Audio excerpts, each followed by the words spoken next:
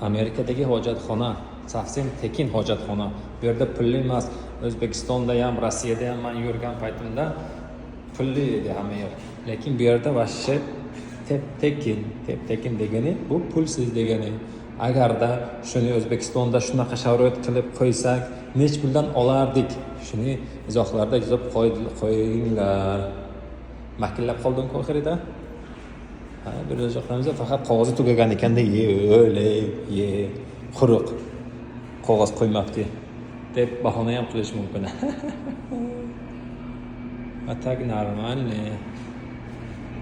Shunda eshikda kirgandan keyin targ'ibot sentriga o'xshab ketadi. Qaysi tomondan keldim? Bu tomondan keldimmi? Bu tomondan keldimmi? Bu tomondan keldimmi? Bu tomon ayol, bu tomon erkak. Shunda bu yerda avtomatlar bor.